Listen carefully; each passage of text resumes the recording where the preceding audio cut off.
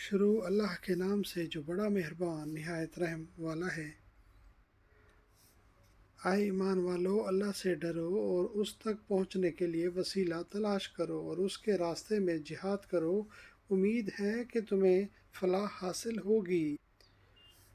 یقین رکھو کہ جن لوگوں نے کفر اپنا لیا ہے، اگر زمین میں جتنی چیزیں ہیں وہ سب ان کے پاس ہوں اور اتنی ہی اور بھی ہوں تاکہ وہ قیامت کے دن عذاب سے بچنے کے لیے وہ سب فدیہ میں پیش کر دیں، تب بھی ان کی یہ پیشکش قبول نہیں کی جائے گی اور ان کو دردناک عذاب ہوگا۔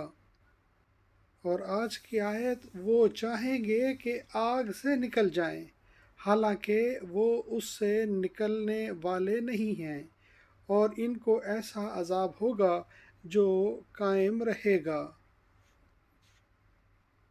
یریدون، وہ چاہیں گے، ان کہ یخرجو، وہ نکل جائیں، من النار، آگ سے، وما، حالانکہ نہیں، ہم، وہ، بخارجین، نکلنے والے، منہا، اس سے، ولہم، اور ان کے لیے، عذاب، عذاب، مقیم، ہمیشہ رہنے والا۔ یہ معاملہ تو کافروں سے ہوگا، مگر بہت سے گناہگار مسلمان بھی دوزخ میں جائیں گے، جو اپنے اپنے گناہوں کی سزا بھگت کر اور گناہوں سے پاک صاف ہو کر مختلف اوقات میں جنت میں داخل ہوتے رہیں گے۔ بلکہ بعض علماء کا خیال ہے کہ کافروں کو بھی کبھی نہ کبھی دوزخ سے نجات مل جائے گی، صرف مشرکین ہی وہ لوگ ہوں گے جنہیں کبھی بھی دوزخ سے نجات حاصل نہ ہوگی۔ آج کی آیت کو ایک دفعہ پھر دہرا لیں۔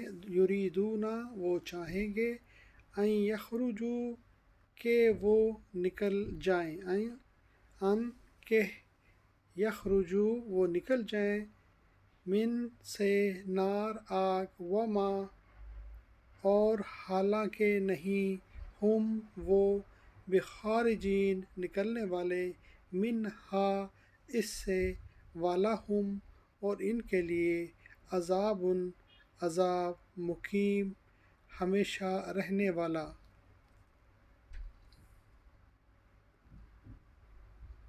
یریدون، وہ چاہیں گے، ان کہ یخرجو، وہ نکل جائیں، من، سے، النار، آگ، وما، حالانکہ نہیں، ہم، وہ، بخارجین، نکلنے والے، منہا، اس سے، ولہم، اور ان کے لیے، عذاب، عذاب، مقیم، ہمیشہ رہنے والا۔ یہ چاہیں گے کہ وہ دوزخ میں سے نکل جائیں، لیکن یہ ہرگز ان میں سے نہیں نکل سکیں گے، ان کے لیے ہمیشہ کا عذاب ہے۔